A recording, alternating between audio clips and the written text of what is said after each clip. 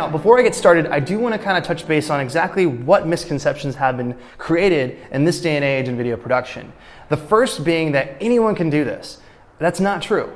I mean, I've had clients that have called me asking for something, very meticulous but also simple. And for me, that is no problem. But for them, they think that it takes 2 seconds and it's done. That's not the case. Video production is more of an art these days, like we've discussed before. But even more so are the dynamics that you do it and the different tools you have to do those things.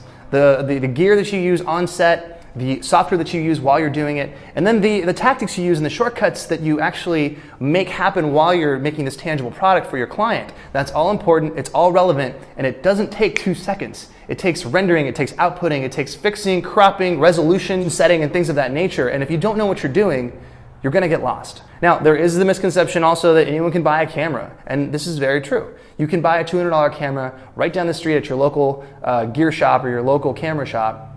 For under 200 bucks, you can shoot a 1080p resolution. I mean, your iPhone or your Droid can even shoot that these days, which is absolutely amazing and incredible, and it lets us capture those moments that we love most with our friends and family. But when it comes to professional production, that's not the case.